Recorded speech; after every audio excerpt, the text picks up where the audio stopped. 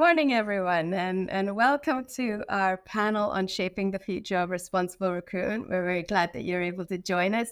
I'm delighted that I am able to have this conversation with three of our panelists who have been working with us all year over the last 12 months very hard on this Shaping the Future of Responsible Recruitment program. Adrian, Valentina, Yenny, very lovely to have you here. And I will come to you in a minute to ask you to introduce yourselves. But before we start, let me introduce myself. I'm Sumi Dhanarajan, and I'm from Forum for the Future's Southeast Asia program, and I'm glad to be joining you today. I'll start by giving us a little bit of a synopsis of what the Shaping the Future of Responsible Recruitment program was all about and why we brought it into being. So when we started looking into issues around responsible recruitment a few years back, we noticed that while significant efforts have been underway to tackle the challenge of irresponsible recruitment in the region, while many are aimed at enabling progress towards eradication of unethical practices, these practices continue to persist in Malaysian value chains in particular. This suggested to us that interventions to problem solve have yet to disrupt the deep-rooted causes of the challenges, the experiences of these thousands of Bangladeshis that have been entering Malaysia over this last week, rushing to beat the deadlines imposed and putting themselves in vulnerable and precarious employment is just the tip of the iceberg of some of the problems that we witness that continue to be at play despite many years of trying to address the issue. Over 2023, a cohort of recruitment agents, Malaysian employers, worker representatives, civil society organizations, and responsible recruitment service providers engaged in the Shaping the Future of Responsible Recruitment in Malaysia program. This is a collective action inquiry in which we collectively and collaboratively have endeavored to, firstly, diagnose the systemic barriers to eradicating unethical recruitment in Malaysia. And secondly, we looked for where there are opportunities and opportunity areas to enhance the systemic effectiveness of responsible recruitment interventions. Why this particular combination of organizations, of recruitment agents, employers in Malaysia, civil society organizations in Malaysia, and the solutioning actors and worker representatives? Well, when we scoped this program with stakeholders, we observed that one possible barrier to systemic change is that these particular actors that are closest to migrant workers throughout the migrant worker experience, from point of recruitment to point of repatriation, are often not involved or included in the process of designing responsible recruitment solutions. They are typically, if you like, the takers rather than the makers. This program was designed to bring together this group of actors and those that are currently designing solutions to build relationships in order to change this dynamic so that those that are closest to the workers are really the makers of the solutions too. One last unique dimension of this program was that we worked with the future. It is a program that is futures-led. We chose to do this to help us to spot where we can build in adaptive qualities to responsible recruitment solutions. With multiple future ecological, social, climatic changes on the horizon, we will need to have responsible recruitment interventions that respond well to the changing context that migrant workers find themselves in. So with all that as your background, I am really happy to be going into a conversation with Adrian, Yenny, and Valentina around their experiences on this program so far. Welcome to you all, and may I invite each of you to introduce yourselves. Valentina, shall we start with you? Yeah, sure. Thanks so much, Sumi. Hi everyone. My name is Valentina, and I am based in Kuala Lumpur, Malaysia. So I'm with a company called 58. 58 is headquartered in the UK with teams spanning multiple countries. So 50 essentially is a research and tech social enterprise. So we undertake research as well as develop technology solutions to help achieve good work for everyone. So yeah, thanks for having me here. Thank you, Valentina. I'm really thankful to you for joining us. Yenny? Thank you, Sumi. Very happy to be here. So I am from Onward Consulting. We are a consultancy firm that focuses on rights at work, countering trafficking as well as migrant smuggling. So our approach to work is basically that we believe that every individual has the capacity to be the protagonist of their own futures, as well as the futures of their communities. So we try as best as we can to put people at the center of our policy and our discussions and decisions in everything that we do, from research to HRED to community engagement. Thank you. Welcome. And Adrian? My name is Adrian. I'm from the North-South Initiative. And the North-South Initiative is a social justice-oriented organization that naturally started to work with migrant workers, refugees, and journeying with them in a process of engaging with Malaysians and other actors, including in the supply chain, to solve various complex and sophisticated problems. Thanks. Thank you, Adrian. And let's get into the discussion now. We'll keep the conversation going between the four of us. And at any point you have a question for each other, please do jump in and ask it. Let's start with looking at what you all experienced as unique about this last year of working together. And you know, for me, it's really insightful to ask you three in particular. I know all three of you been really steeped. Your organizations have been really steeped in work around migrant worker well-being, issues around justice, and dealing with responsible recruitment as one element of ensuring that migrant workers' dignity and well-being is protected. What was unique about this program for you, having done so much work in this area? And Adrian, maybe let's start with you. Yeah. So in the scene, in the Malaysian scene, in the regional scene in ASEAN, everyone seems to be rushing to solve problems. And in that rush, many take for granted that certain idea solutions need time to incubate, to bring actors together, actors who historically have been very hostile together. And what I enjoyed and appreciate about about the processes that Forum for the Future helped roll out was that we took time. We took the time. We took the efforts to solve or answer questions that we normally take for granted. And for me, the most important thing was having migrant community members at the table, and not just treating them in a symbolic or tokenist way, but with dignity, and also looking at the whole migration cycle from A to Z and asking difficult questions. I think in Asia, with the cultural barriers and everything is taboo, not many have the skills to ask difficult questions without killing each other. That's what I really appreciated. Okay, I can attest to the fact that no blood was spilt during the course of the 12 months. And I hope we didn't come close to it either. Thank you, Adrian. That was quite a few elements that you captured in there. The fact that there was time, that, you repeated that a couple of times, that, there was time. So maybe we want to come back to talking a bit as to why this time to percolate was important and was different from what you're usually experiencing.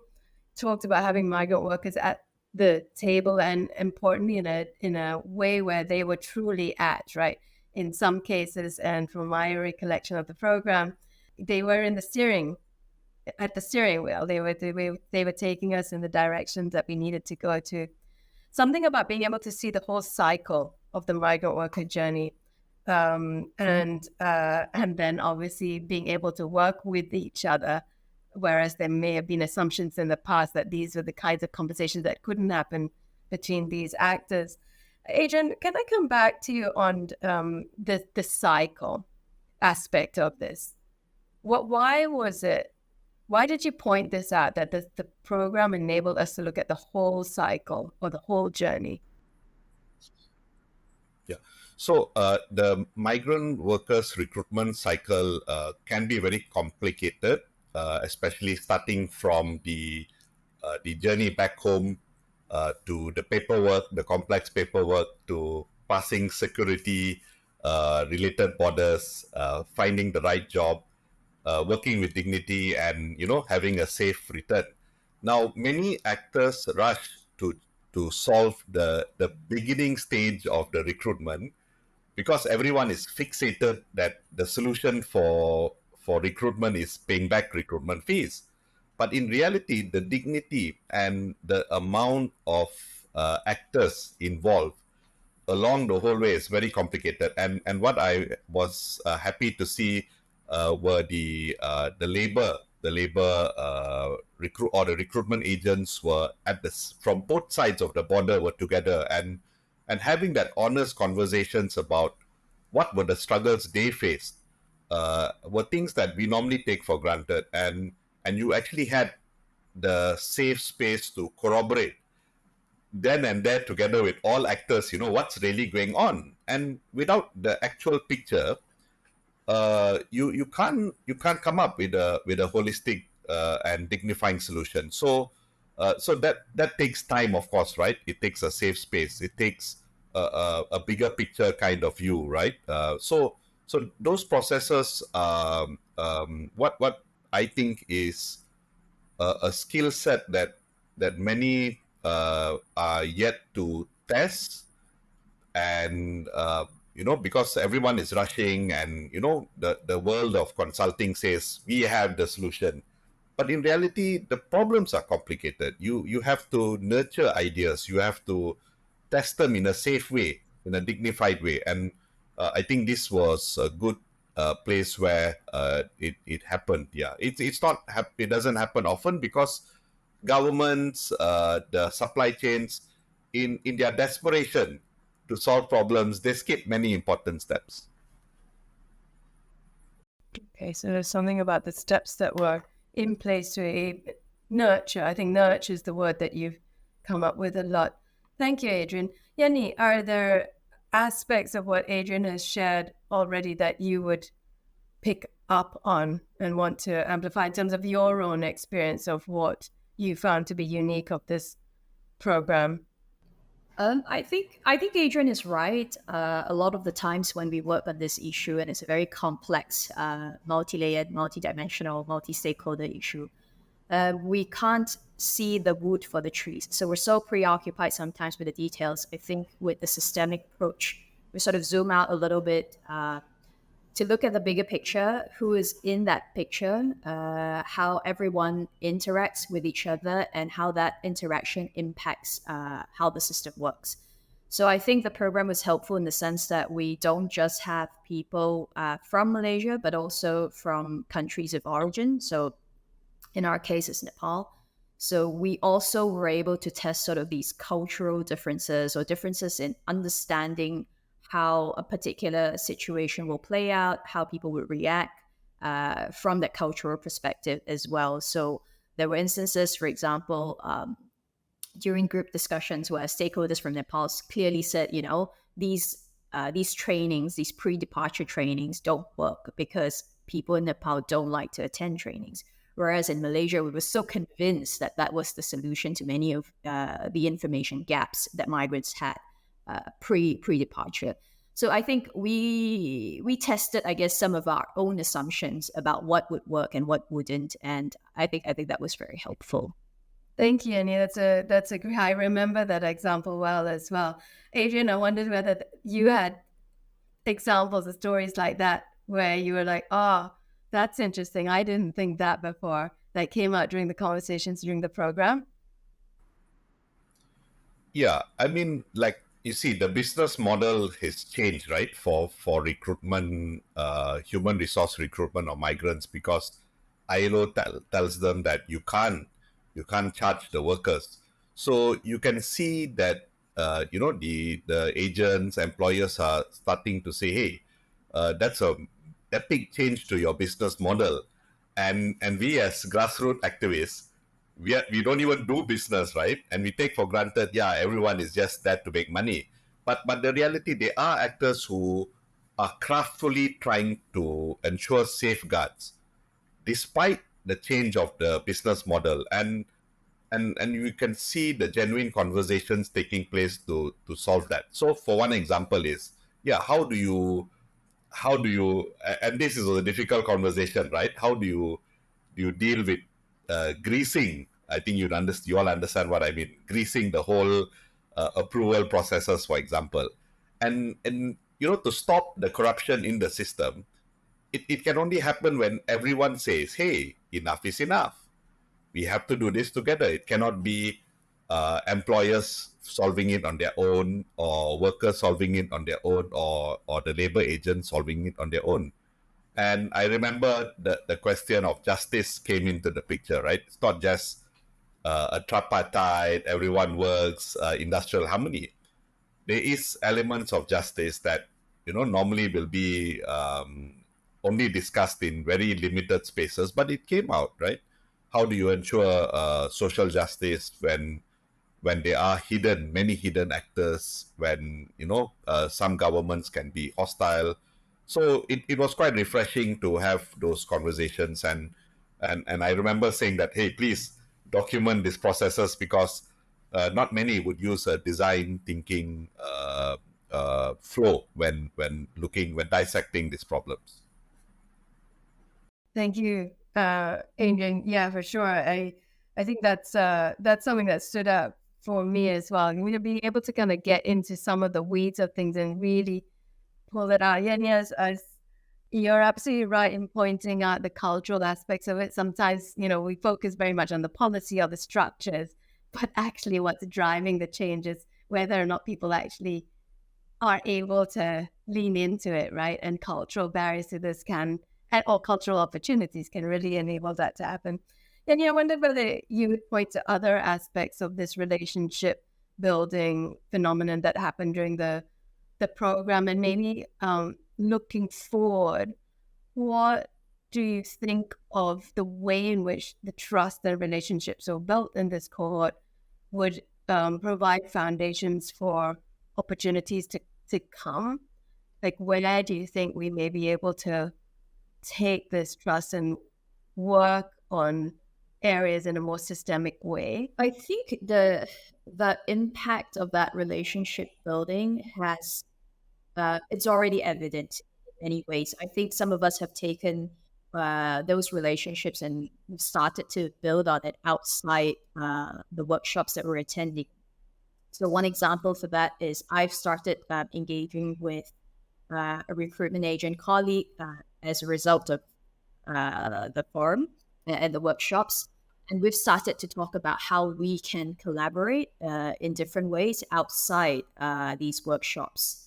But the other thing, I guess, is I've also seen people having conversations outside the forum, outside these workshops, to see what can be tweaked in terms of their approaches, what areas they could zoom in a little bit more on. So even when it comes to, let's say, a small part of it, like training of recruitment agents, how can we tweak, I guess, some of the modules or some of the messaging in delivery of these trainings? How do we position ethical recruitment or responsible recruitment in a way that recruitment agents can understand and understand it as a possibility, as a reality that can be acted on, as opposed to what an ILO pipe dream might look like, so to speak.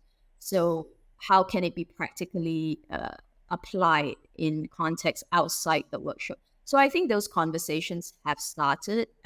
We don't quite know what the result is. And I think we are also very excited about phase 2 of this program and how we may be able to sort of prototype and test some of these conversations and solutions proposed. So we'll see. We're very excited about that. Yeah.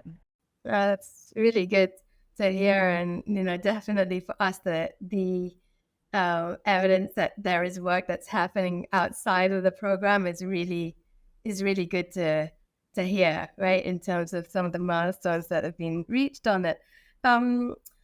Yenny, just coming back to you also, I appreciated you saying that, look, we don't know how this is going to go, but we're going to try, and we're going to observe and learn and experiment as to how these tweaks may play out. I know, because I witnessed during the program that you in particular really got motivated by the work that we did around futures and looking to the future. And one of the things I've heard you say now is that there is something about keeping things relevant to the context, right? When we bring in responsible recruitment interventions or tools or solutions, how do we keep them relevant and adaptive to the context? Would you like to speak a bit about what it was about the futures thinking aspects of our action inquiry that we did together that you felt were important, critical, something that could enable us to behave more systemically in approaching responsible recruitment interventions? I think one of the things that really stood out to me that we, as a group, we were particularly adept at identifying problems. And then I think there's also a hierarchy of problems that we are willing to tackle head on. So, for example, the way recruitment is done, the way payment of fees is done, repayment of fees as well.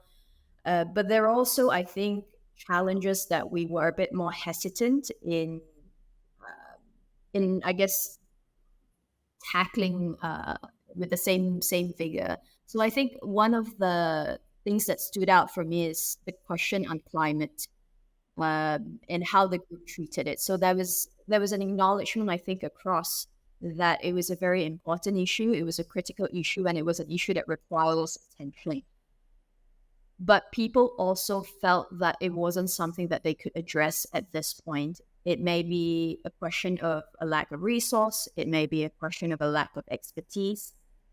But I think the process was helpful in not just identifying what the problems were, but also, I guess, our own readiness in terms of addressing different kinds of problems. So I guess with respect to climate, there was an acknowledgement indirectly that we as a group or within the system itself, we're not prepared to address the technicalities or the difficulties when it comes to the intersection between climate and recruitment, as well as the world of work more broadly.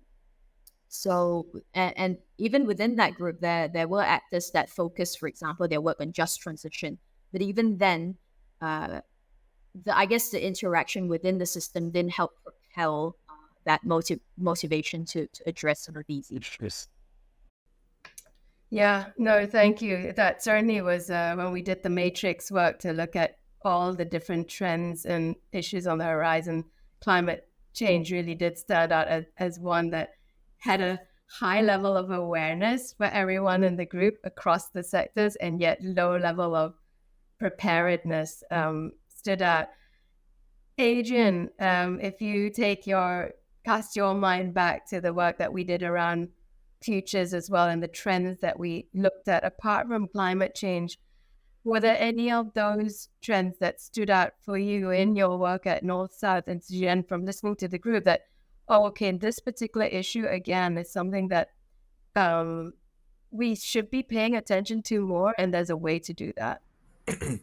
Yeah. So one thing that we have learned in the past, I think 6 to 8 years is the usage of technology. So when everyone jumped onto the bandwagon, the tech bandwagon in 2017-18, right?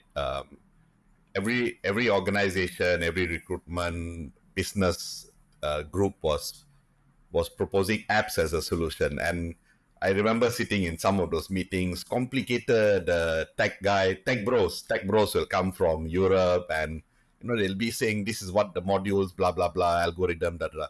And the workers are saying, hey, we can't even remember our own logins. Some don't. I mean, literacy levels are very different, and you're asking us to key in highly sensitive data. Our cameras on the phone don't work. So those things that many would take for granted.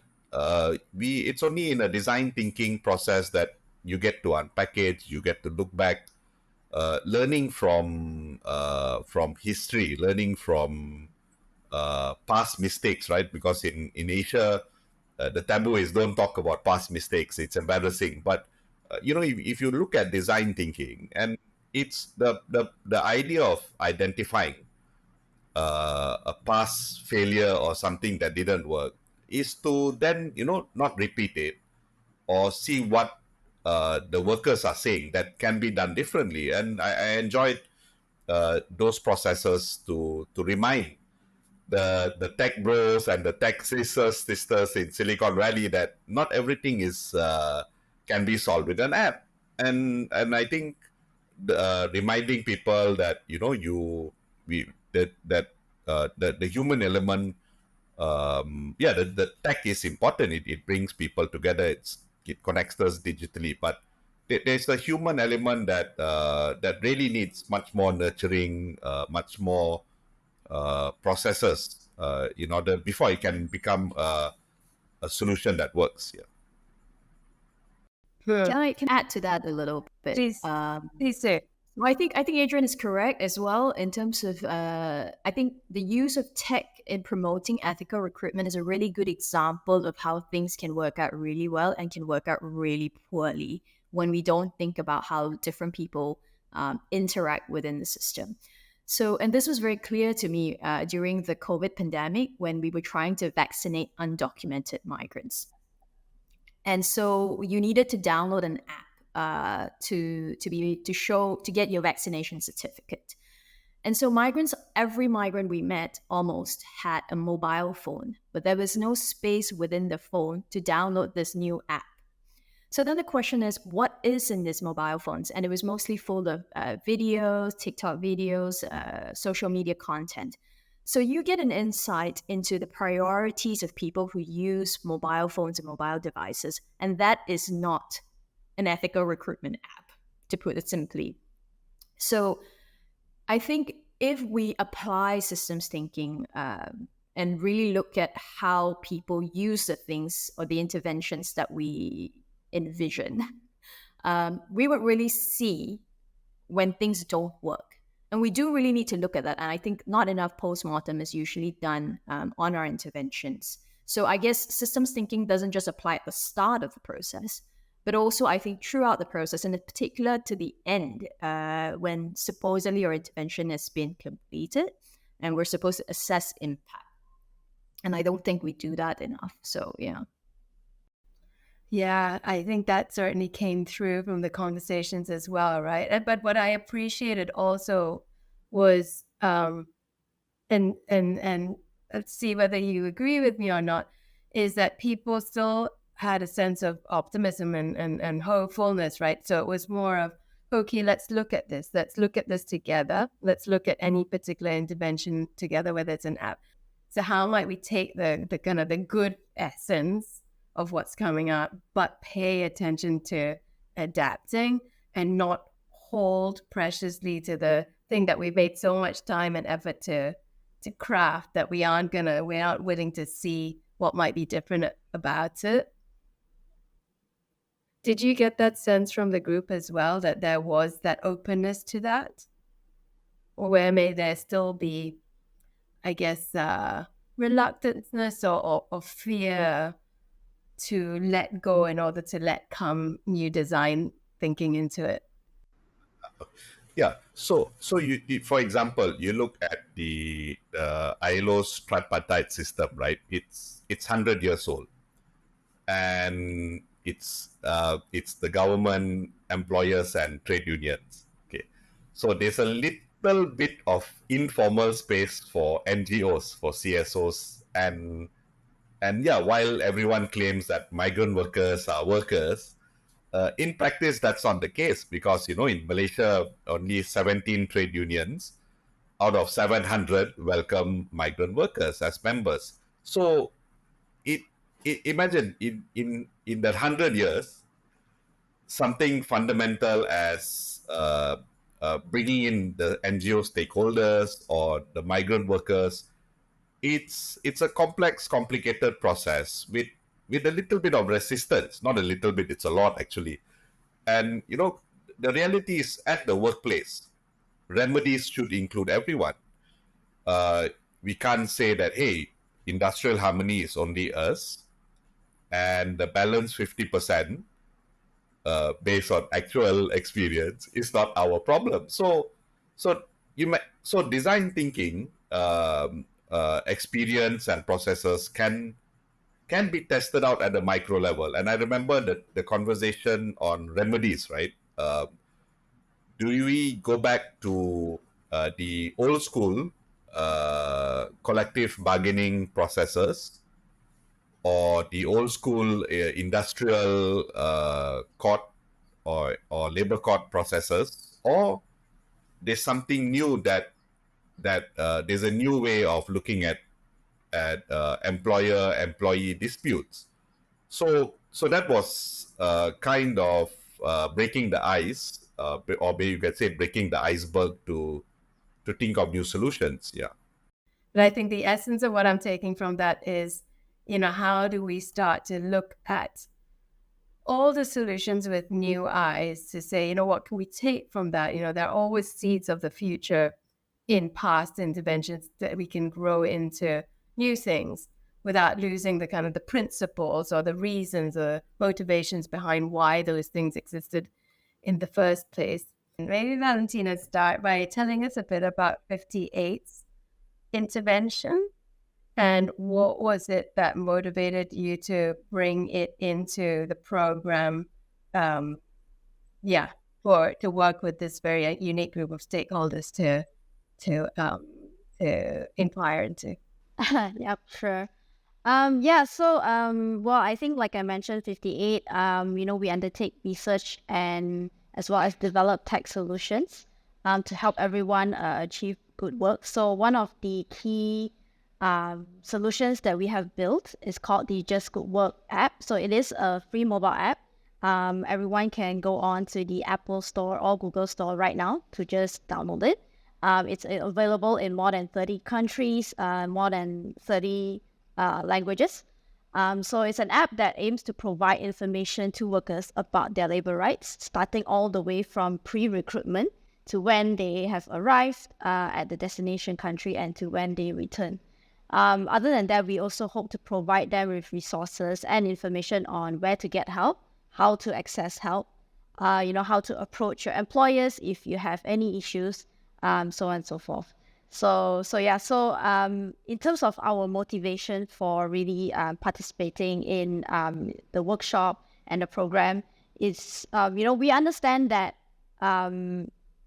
responsible recruitment is a really big topic, and I think with Just Good Work, we know that it only touches on like a few of the root causes or a few of the problems relating to unethical recruitment. Not only in Malaysia but globally. And so we hope to be able to, be part of that conversation, to really take a step back and see what is the big picture and see how we could further, contribute to helping improve responsible recruitment, whether it's through Just Good Work or through other ways or solutions. Yeah. Thanks, Valentina. One reflection that Yenny had earlier in the conversation was that with tech apps, they can either work really well or they can work really poorly. And it's the interstitial elements that you need to look at and really to be able to understand how to, I suppose, enhance their ability to work really well. It requires looking at it in the system, right? Like looking at how that app actually interacts with all the different other dimensions of what's happening in the system. it'd be great to hear from you. What is it that you learned from the dialogues and conversations and the inquiries that you had with this cohort that helped 58 have more sight on where you felt improvements could be made once you looked at how the app actually functions against all the other elements in the system?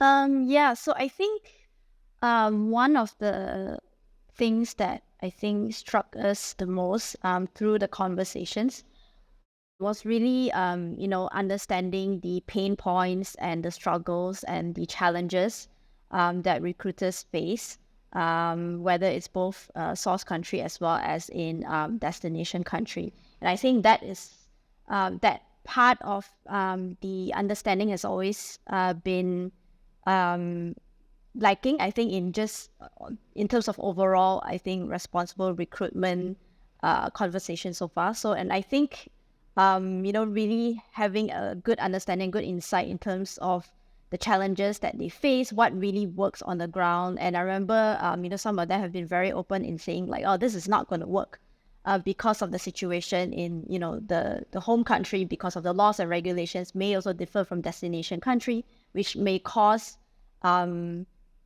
I think significant challenges in really implementing responsible recruitment. So I think, what we really hope to do is continue to explore ways to support that recruitment process as well, taking into account the realities that is happening on the ground. Yeah. Great.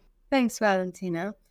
In the remaining time that we have, I wanted to bring us all into where we're going from here. So towards the end of the program, phase 1 of the program last year, you'll remember that we all went into ideation and prototyping mode. And the purpose of that was to say, from what we learned from our diagnosis of where the challenges are, looking at where we may need to adapt solutions and interventions such that they are going to be useful, beneficial to the workers, but also heading towards that goal of eradicating systemically the problem rather than just kind of ensuring that progress happens. Taking that thinking into saying, so where do we see the opportunities for doing things differently with this particular set of actors? And you all came up with 4 opportunity areas that we may want to go and play in the sandbox in, if you like. One was around having recruiters and civil society actors working closely together, in some kind of a platform, maybe. But really, the essence of it is how might they work together better? Because we saw that kind of starting to blossom in the course of the program.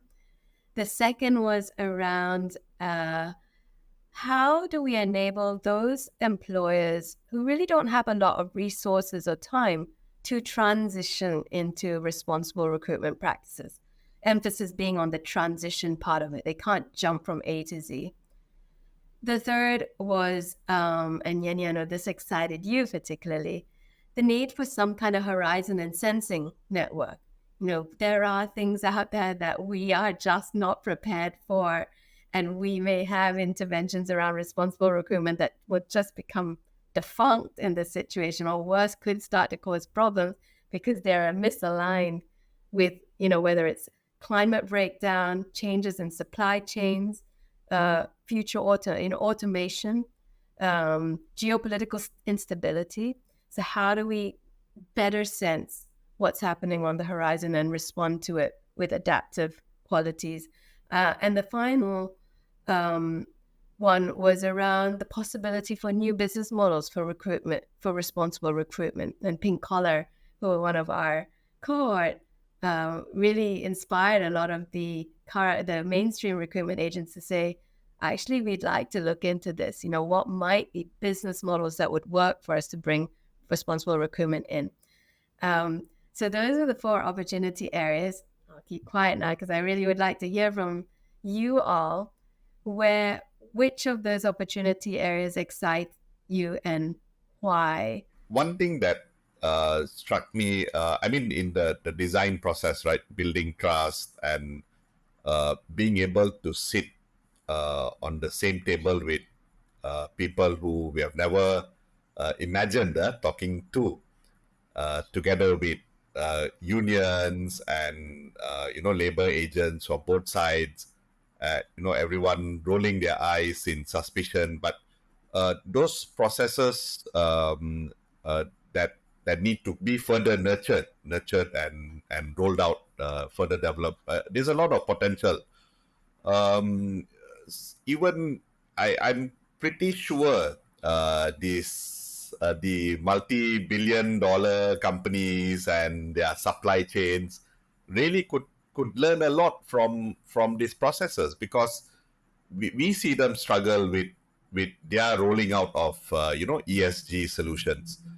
I met sustainability officers who are like totally clueless about their own job scope, and some of the design thinking processes on how do you interact with people, how do you ensure traceability, not just tier one, but you will be responsible for what happens in tier two, tier three.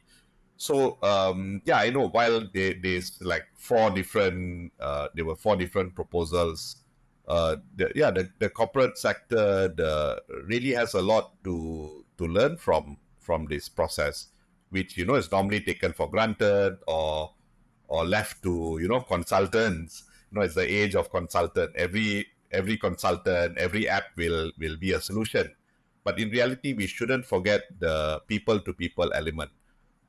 Linking the grassroots, helping them be at the center of processes, it makes a big difference. And as someone who's been on the ground struggling to get social justice, these processes are very unique. Yeah. Thanks, Adrian. Yenny, what about you? What of those four opportunity areas? I kind of put you into one, but please unrestrain yourself and say which of those that you're excited to work on and There why. are actually two. So I think the first is definitely future sensing. I think it's really important that we are not too preoccupied, or rather disproportionately preoccupied with what's happening now, but also look at the impact of what is happening now on the future and what the future may look like.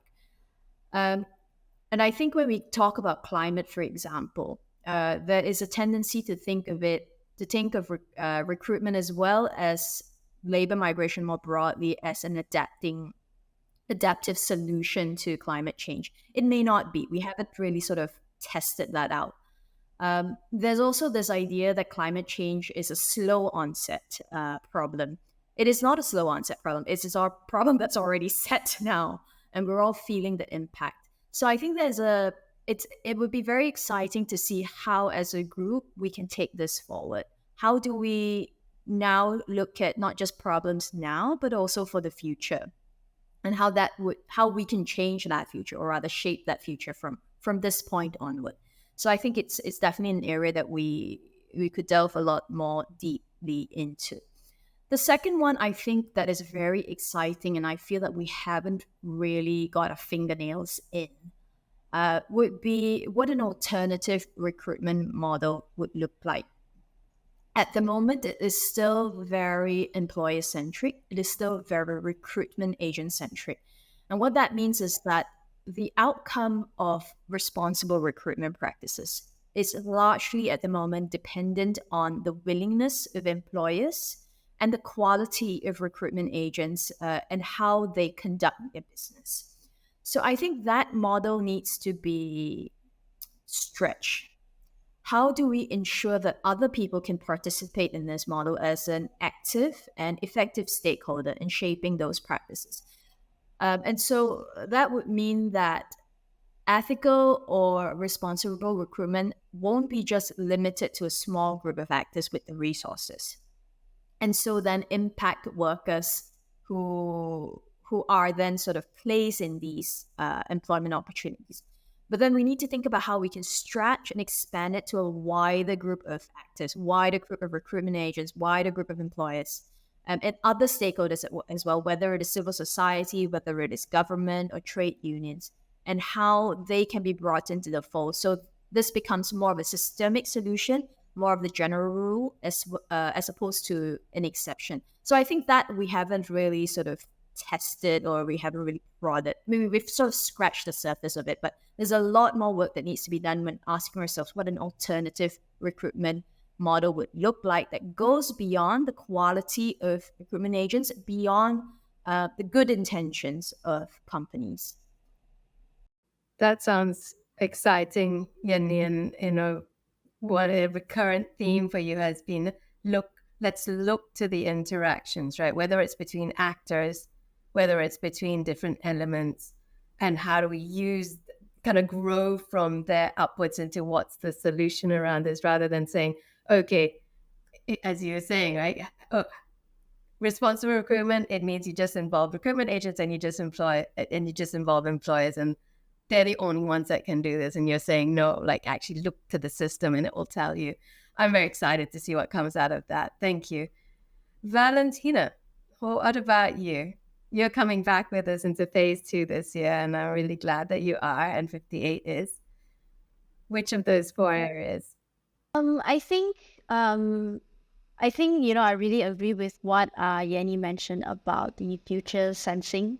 It's not only about looking at what is currently happening, but also looking into the future and ensuring that we are prepared for what may be coming as well. And also, I just want to mention that technology definitely does not solve everything. So I think from our part, we are also very excited to further explore with the different actors in this program in terms of how do we really support as 58 support all the different actors, whether it's employers to transition to responsible recruitment, or NGOs, unions, so on and so forth, in playing their part, or help them play their part as well. And I think that also kind of goes back to what Adrian mentioned in terms of like the people element, right? It's not just technology, but it has to go beyond technology as well. So so exploring even like the alternative recruitment model,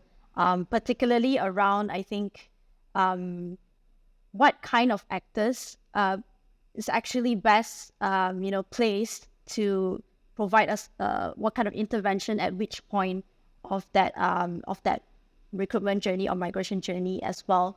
Sometimes there may be certain actors that actually, produce the best or the most efficient kind of solution when they collaborate together, but maybe we have never imagined them actually working together. So I think just also exploring that relationship as well is something that's, we really look forward to. Yeah, me too. I'm going to try something that's a bit different here. Let's see how it goes. We keep circling back to the relationships that were formed during this program, and the excitement seems to be, how can we use that as our foundation to really do some innovative work in phase 2 over this year? If you were to each of you shoot a kind of a golden arrow of appreciation at one of your fellow organizations in the cohort, who would that be and why? So I will start to give you a bit of thinking time, and I will not do the obvious, even though it seems the obvious, but to say, I appreciated working with the 3 of you and your organizations, because for North South Institute, you are an activist, you're an advocacy organization, right? You're pushing for that. And what I appreciated, and you have if you're an advocacy organization, you have to have a very strong point of view about what needs to happen and why. But I did appreciate that, you came into it really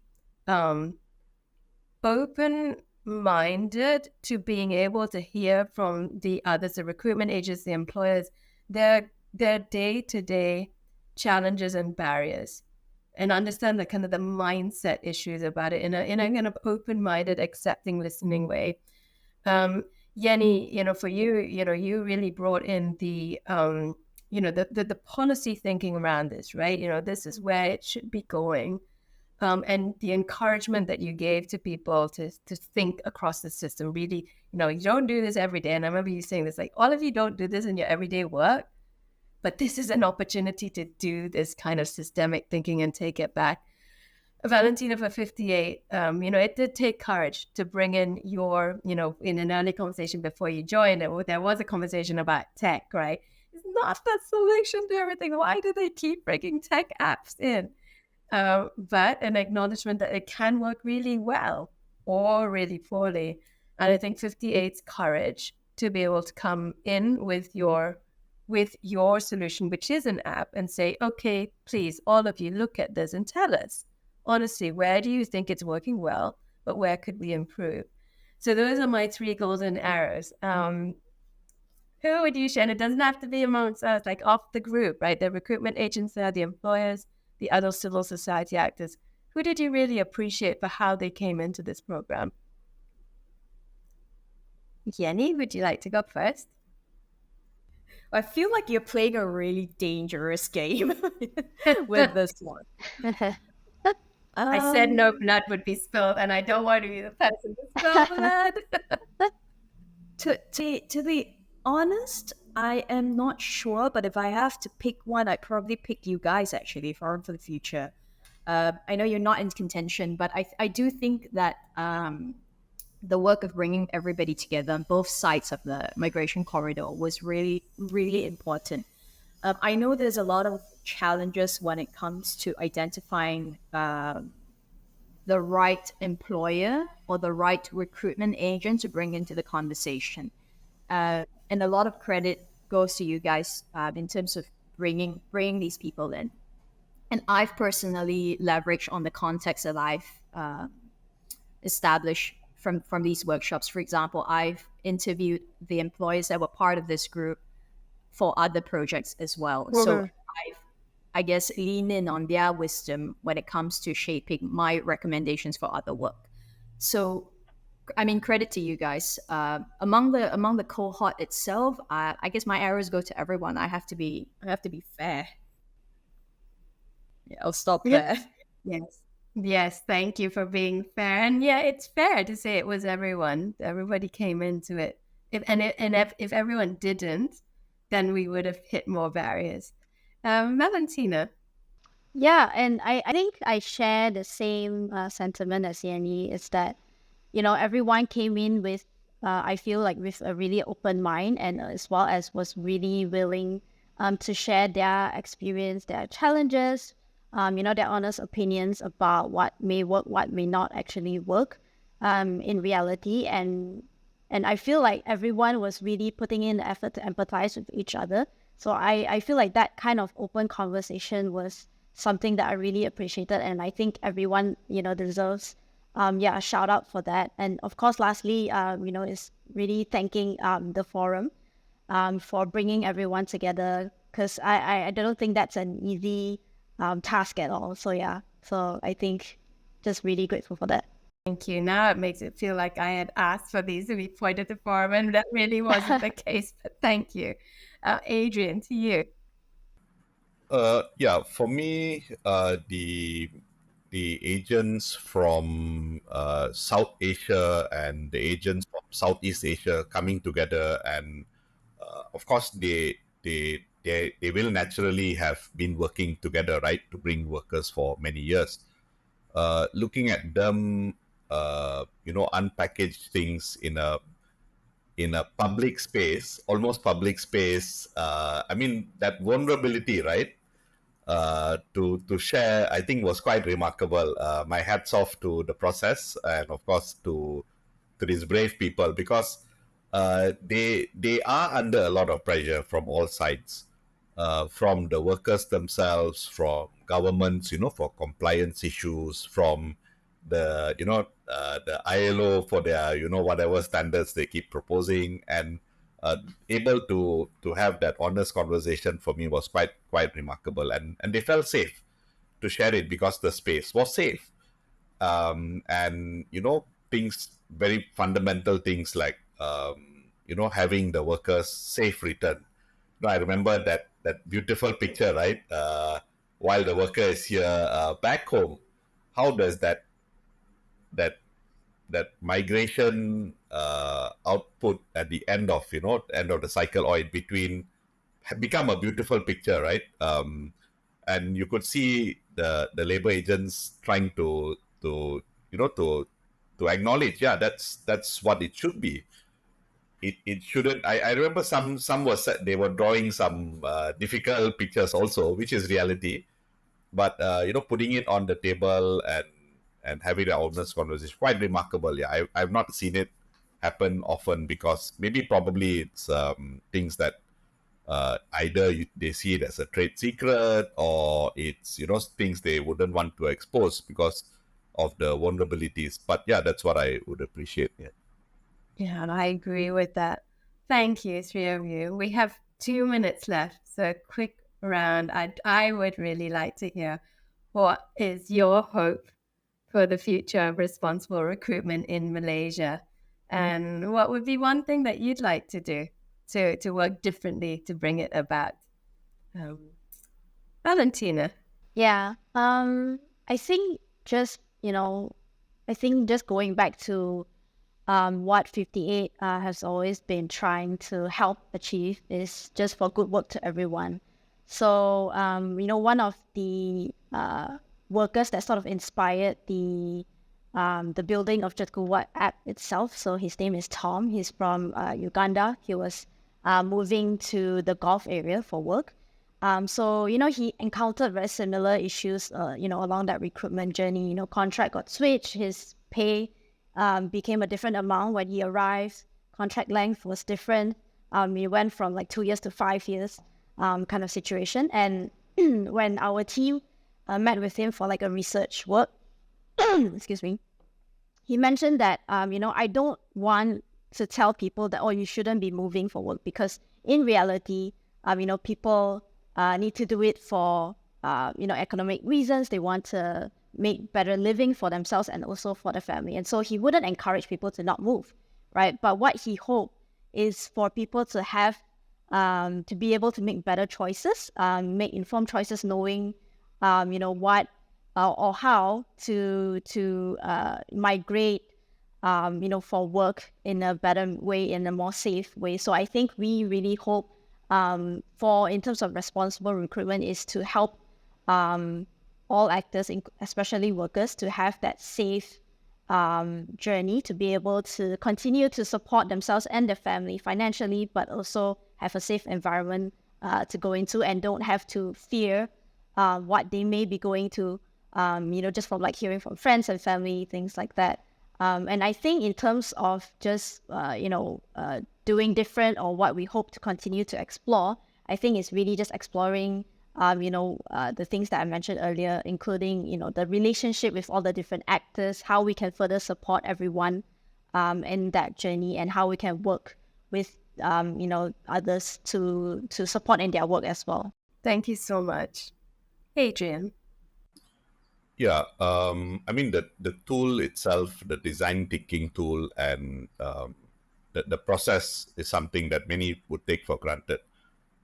Maybe helping the grassroots further explore how they could then, take the tools, customize it, and decide what is the best way for them to use it in the whole recruitment cycles will be vital. And a lot of things, even big supply chains take for granted. I just remember one of the big human rights coordinators for a big supply chain, right?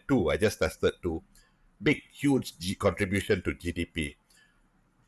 Human rights policy is perfect. I've never seen a human rights document so perfect, even in the human rights world, and you have them writing this. But where's your complaints mechanism? And it's like one of those hotel complaints mechanisms, right? You have to click, and they'll pass you to different operators. So I asked the guy, I said, hey, you have this perfect document. you can't show me where your human rights complaints mechanism and you are the designer. I said, where's the disconnect? And I did it out of goodwill. I wasn't like having a malicious intention to embarrass this guy, right? He flew all the way 4 hours to demonstrate something. So the process is important, and we shouldn't rush into solutions because it's not helpful. It's not helpful. It can backfire. It could become worse. And I think this process is something that really governments, heads of supply chains need to master. Or otherwise, by the time your solutions trickle down, it's many, many years later and really not very helpful. Yeah. Thank you. But think and act systemically, and if it takes time, take the time to do it. Is your hope, Valentina? It's a safe journey. The journey should and can happen. How do you make it safe and fearless? Is that right thing? Yenny, close us out with your hope for the future of responsible recruitment in Malaysia. I think we know, we often see labor migration as a cycle, but it's very often also a repetitive cycle for every migrant. We meet migrants all the time that have made repeated journeys, and they've very often have done it out of need. So my hope is that if we can make responsible recruitment the gateway for migration as a choice, that would be really something. When people can choose to migrate, not because of want, not because of fear, but it is a genuine sort of economic, social progression. That would be, I guess, my hope. Yeah. Yeah. And humans have always moved, right? Right from the start of time. So why should it not continue to be a right, and a right that you can exercise in a way that doesn't have adverse repercussions? Thank you to the three of you. I am very grateful that I have the opportunity to continue the work with you all into this year, and looking forward to seeing you, I think, in July. But thank you for the time and effort you've made to share our learnings as a cohort with the rest of the ecosystem. Take care. Thank you, Sophie. Thank you. Thank you.